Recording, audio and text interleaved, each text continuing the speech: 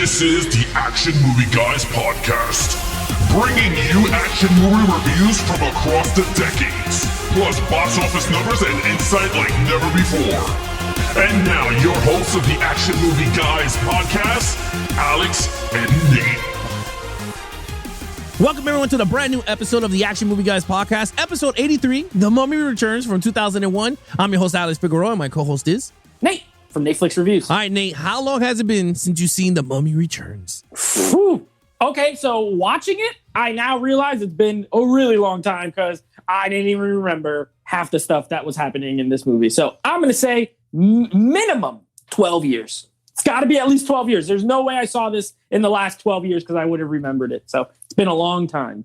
Well, this one is just like the first one for me. I always watch The Mummy Returns. Like the first two movies, I'm always watching it. So I can't give you like a specific time, date, whatever. But again, if it's on TV, I stay there watching it. But we're going to talk about why we stay there glued to the TV when The Mummy Returns are there. But again, if you guys are new to this channel and you guys are on YouTube, please subscribe to the channel. If you enjoy these videos, please hit those like buttons, hit those notification bells so every time videos drop or we go on live November 1st at 9 p.m. Eastern, you guys will be notified. And of course, you guys can take us on the go with the Action Movie Guys podcast, available on iTunes, Spotify, TuneIn Radio, anywhere that the podcasts are in those platforms. But just please hit those auto downloads so every time audios drop, you guys will be notified. But with that said, for those of you that are new to this show, what you guys do, we do box office numbers, Rotten Tomatoes, and then we go right into our movie review. So let's start off with some box office numbers of The Mummy Returns from 2001. Starting off with domestic, $202 million. International, $241 million. On a worldwide total of $443 million on a budget of $98 million, Nate. So made more overall, but not by much than the first movie. Made more domestically, but I feel like it made less overseas. And the combination led to a slightly higher. Okay, makes sense. I mean, it's in the ballpark. They both made over 400 million and both had a budget under 100. So success.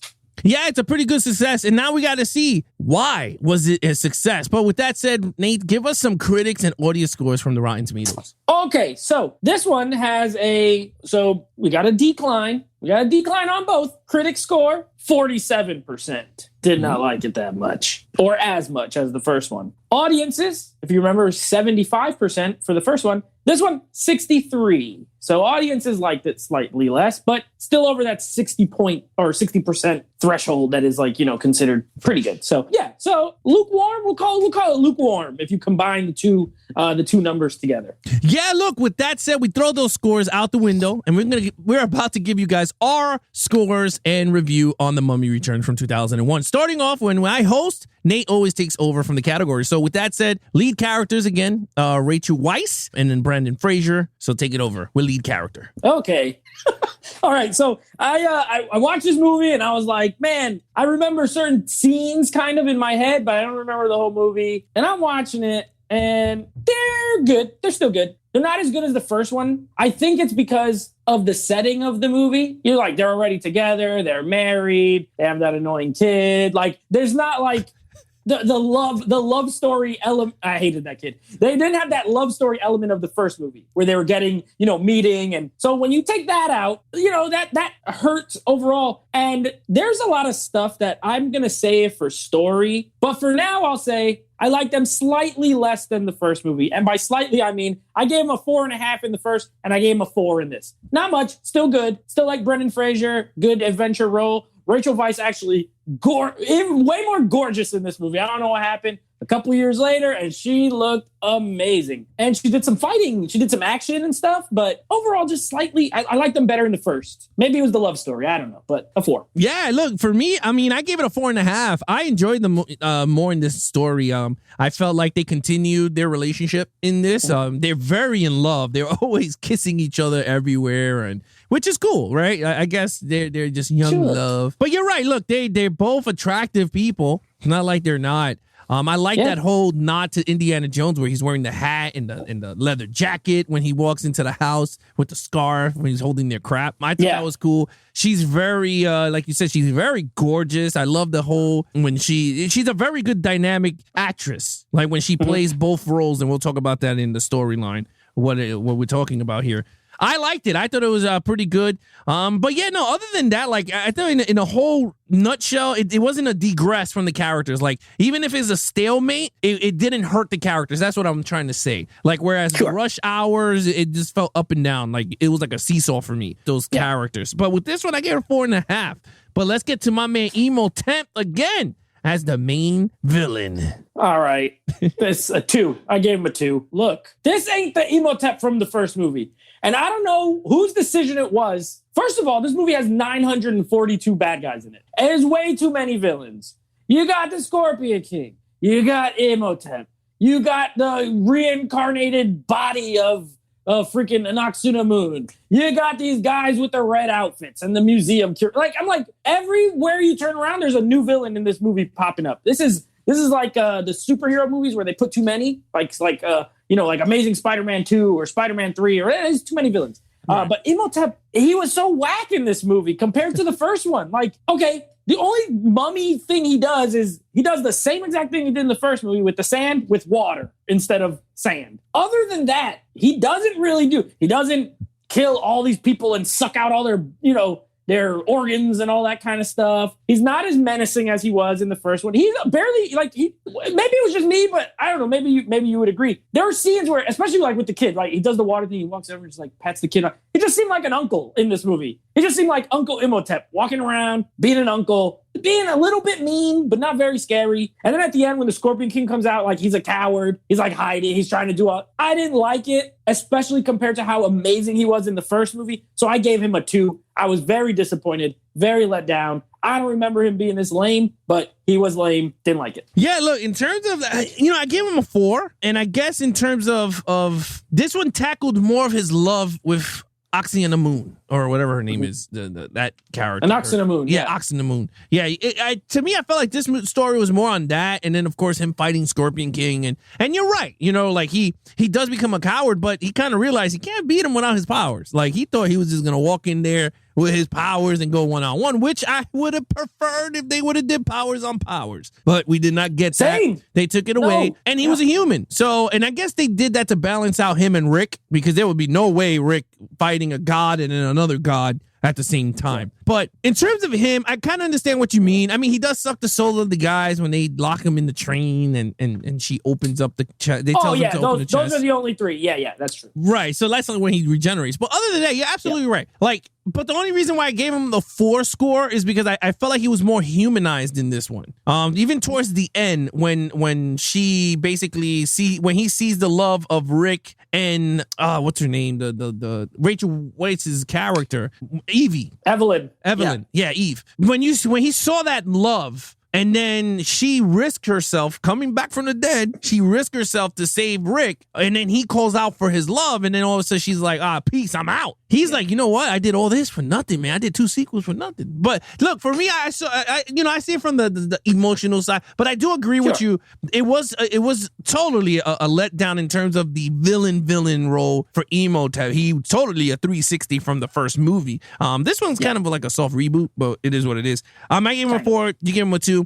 Favorite category, my friend, action scenes. All right, so this one actually has, I think the action in this movie was better as far as action scenes than the first movie. I will say this is the only thing in this movie that I think would surpass the first movie. And it wouldn't be something I would normally think of, but because we do a podcast where we rate action specifically, I think it's slightly better. I do really like the scene in the house early on when all the red guys are there in the house and there's lots of shooting and jumping out the windows and fighting and snakes, and that was cool. It was a lot of fun. I did enjoy that. I enjoyed the big shootout when they first wake up Imhotep at the thing, and Ardith Bey, which, by the way, I forgot to mention in the last review, Ardith Bey, who is the name of their Magi, their friend with the long hair. Ardith Bey is the name that Boris Karloff used in the original Mummy when he's trying to pretend to be human. So that's a little nod to the original 1930s. Either way, I like that scene a lot. I like when they're outside and he's like, "You want the shotgun?" It's like, "No, I'll take the Thompson." I like the Thompson.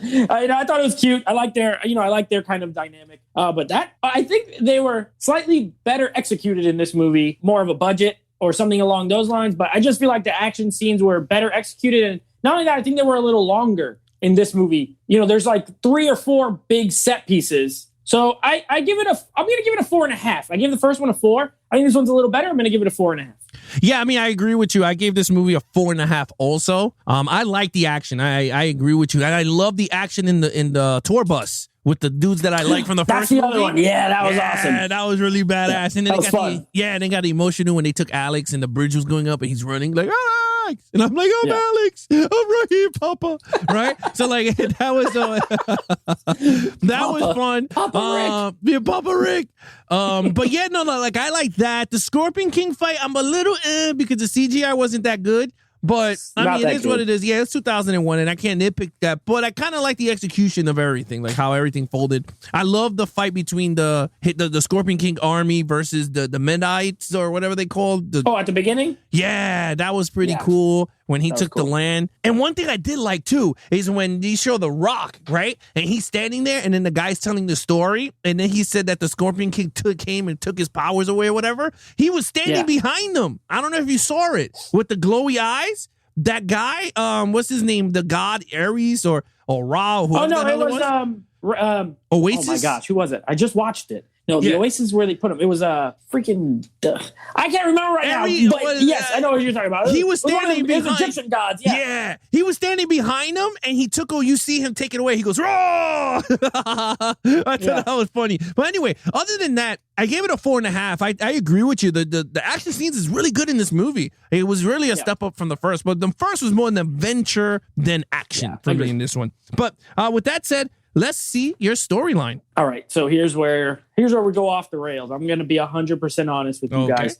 I saw this movie in the theater when I was 14 years old, okay? 14. And when I left the theater, I was like, wow, that was great. That was a lot of fun. I love that movie, right? I used to like this movie a lot when I was younger. Watching it now as an adult who has now seen a lot of movies and watches a lot of movies, this is an absolute mess. This whole entire movie is an absolute mess narratively from a storytelling. It is like, I'm like, you don't know how many times I'm sitting there watching it and I'm like, what is happening? And what, you don't know how many times I said, why is this happening? Things that never were mentioned in the first movie, never even almost thought of, all of a sudden, like are. And I hate when sequels do that. I absolutely hate it. You're telling me Rick has this tattoo for a long time on his wrist, and he's hanging out with this Magi guy in the first movie for mad long, and they know each other for like years, and this guy just now sees this tattoo. He's like, oh, you're actually a Magi. Look, and now you're telling me that Rick is part of the Magi because he... Stupid. Then the first movie, you know, Evie is this, she's a mousy character. She's a librarian, whatever. You know, Imhotep tries to take her. It is said that her mom is Egyptian. Okay, fine. And so that's whatever. But then all of a sudden, she's also like a descendant of Nefertiti. And she has these visions where she can... There's one scene that is so cringy when they're on the blimp and she's like... It's like going back and forth in time. And she like looks away. And then she looks back at the camera. I can't even... I almost had to like fast forward. I was like, I can't look at this. I hate cringy stuff. Oh my gosh. Like, it was so stupid. I don't like when things are just... The movie says, well, we know you watched this whole other movie. And none of this happened. But... We're just going to say that this is all the case. I do not like it. I gave it a 2. It's a mess. It's a mess, and I can honestly see why the critics might... I didn't read any reviews, but I could see why maybe they were a little harder on this one, because from a narrative perspective, it's kind of a disaster, and that's all I'll say for now. So 2 for me. I honestly, to be honest with you, I don't know. I cannot see it. I saw this movie as Evil Dead 2 to Evil Dead 1, where it's just totally a 360 movie from the first movie. Like, they rebooted, you know how Evil Dead 2 rebooted the first one, but they call it a part 2. This one was kind of the same thing. It did continue, but it was kind of like a soft reboot. Like, they added them with more stuff to each of the characters. I don't know. Did it hurt it? Felt like a straight sequel. Yeah, I mean... It did, but I think they switched it up a bit. Like, they just changed it up. And oh, they did. They did. I mean, I didn't have no problems with that. I mean, it didn't bother me with him having the triangle that his son is got the Scorpion King thing. It didn't bother me. Did I enjoy the story? Yeah, I did. I thought the whole thing with her being Nefertiti and Nefertiti. Nefertiti, Rachel Nefertiti. Weisz. There you go. Nice. Right? Well, whatever the characters they know. Nefertiri. Yeah, with a R. Nefertiri. Yeah, there you go. Hey, Nefertiri, right? It didn't bother me. I think to me it was pretty cool. I mean, there was what's it called? Like when you get reborn again. I guess that's what Like you reincarnated? Yeah, reincarnated. Like she was just a reincarnated. Like they all had their reincarnated thing. Yeah. I mean, it is what it is. Of course, the reincarnation of Anaximandrina and the reincarnation of Nefertiri, who knew each other way back then, are all of a sudden going to cross paths again 1,000 years later. Yeah, of course. Yeah. Nothing I can say with that, man. I mean, I didn't write the movie. But whoever did a terrible job. I don't know. I enjoyed the story. I thought it was pretty good. I got really sad when they stabbed her. I was shocked, bro. When I saw that in the theater, I got really sad. I was like, yo, you stabbed my girl Rachel. Because I was kind of tight. And I was like, no way. But then the boy was like, he could read it. And I was like, that's awesome. Yeah. Alice came to save the day. Yeah. Oh, my God. Listen, it's too much. One thing I hate coincidences. Is super conveniences. Yeah, where it's just like, we just happen to be this, and we just happen to be that, and we just happen to be this, and we could raise her from the dead. And it's like, it gets too much. At a certain point, even in a movie like this, it's like there's too many of them, and I don't like that. Okay. But for me, I see where you're coming from. No. It is what it is. I gave it a 4.5. I enjoyed the story. I liked this movie a lot. And again, this is the reason why I watch both a lot. Yeah. I just all right. Let's get to overall because I kind of see the pattern where we're going. What's the overall? Listen, I will be honest with you. Okay. This is a movie so far. Yes. And I'll be honest with you even more. This is a movie that falls into a very specific category for me. There's like a big number of movies that fall in this category.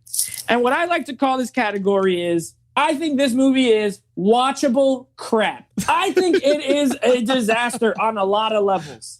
I wasn't mad when it was like, I didn't watch it. And when it was over, I was like, oh, what a waste of life. I could watch it again.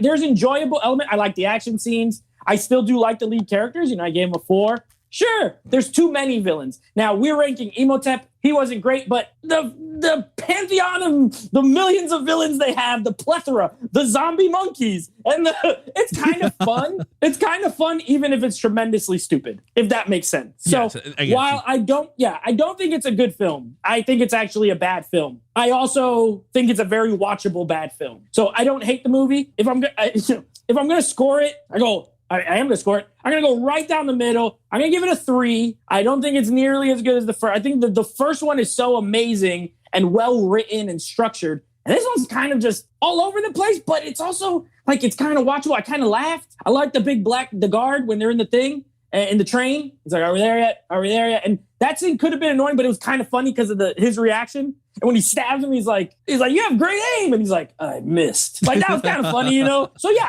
I had a good time with it. I just don't think it's very good. So I gave it a 3. Oh, my Lord. All right. And with that said, look, I like this movie. I enjoyed the sequel a lot. Look, I gave it overall to me, I gave it a 4.5. I enjoyed this movie and I love watching them, whether they're back to back or solo or I catch it on TV or whatnot. I like it for what it is. But I mean, it's watchable crap. Not for you, but for me. Yeah. No.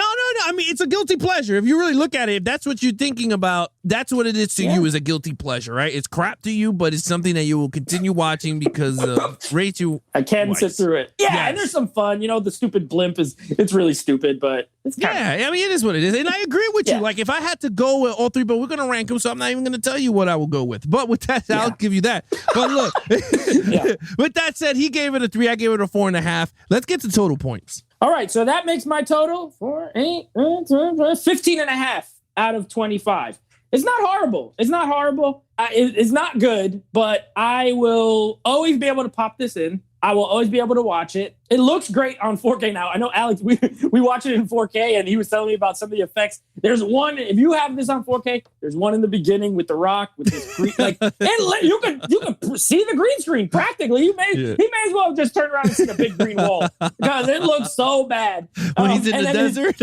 Yeah, when he's in the desert, it turns into trees. And then when he's PS2 at the end, like, it just, like, is more glaring, but that's a sign of the times. I won't hold it against it. They used what they had and spend a lot of money on it. But I remember when I was a kid, I didn't think it looked that bad. So it is what it is. So the effects are fun, but 15.5 for me. Yeah, I give it a 22. Look, I enjoy the overall story. I think it's a great story. I think a lot. I got to see how many people enjoy this movie for what it is. Like, not knowing your side of the story, I want to see how many people have that point of view, right? Like, with the whole Rick's backstory and Rachel Weisz's character's backstory with the Egyptian being there. But I kind of also liked that you saw it from her point of view with her father getting killed. We didn't get that in the first movie, right? When he was getting stabbed. Some little backstory. Yeah, that was cool. Yeah, I thought that was pretty when she told the guards to go, and that kind of makes sense because I was like, where the hell did these guards come from? Like, I mean, they couldn't hear him scream, but now you knew that she called him out. But again, I mean, it is what it is. And maybe I put a poll on Twitter to see what happens, or on Instagram and see what we get for there. I think most people will like it because if before this rewatch, I would have said, oh yeah, I really like that movie. But it's also been a long time since I've seen it. Yeah. So, it could go either way. I might be in the minority, but it's kind of a disaster to me. I'll say this. Do you enjoy this better than Rush Hour 3? That's going to be the measuring stick? That's the measuring stick, man. Yeah, I would watch this before I watch Rush Hour 3. Okay, there you go. I'll put it that way. All Absolutely. right. So you know what to do, what you got to do. Yeah. All right. So that is The Mummy Returns. That was a fun review. I didn't think that was going to go that way when I sat down to watch it. I was like, why am I getting mad? Anyway, next we got this was a packed week for you. We got another new episode dropping. Mel Gibson, Bloodfather, Alex first time watch. Me, I think maybe third time only, but we're going to be reviewing that. And then next week we are moving on to now I'm worried because The Mummy 3, I only saw it once and I remember hating it. So now I'm like, well, if I like this one, I can't imagine what might happen there. And then on a good thing, we're going to balance that out with an absolute classic Mel Gibson movie, Braveheart. So, hey, at least we can wash the taste of Mummy 3. Unless, what if I like it? I don't know what's going to happen. Anyway, those are going to be the next two reviews, so keep an eye out for those. Yeah, if you guys want to follow us on our social media accounts, please follow Nate over on Instagram at NateFlix Reviews. Check out the podcast with him and his friends called NateFlix Movie Reviews. Anything Action Movie Guys Podcast, please follow us on Instagram at Action Movie Guys Podcast or Levels of Geeks on Instagram. And then, of course, our YouTube channel. On Levels of Geeks, you can follow us there. Hit those subscribe buttons if you're new to the channel. Hit the like buttons if you enjoyed the reviews. And then, of course, hit the notification bell so when we go live on November 1st at 9 p.m. or videos drop, you guys will be notified. Till then, I'm your host, Alex Figueroa, and that is Nate from Netflix Reviews. Be awesome to each other and geek out.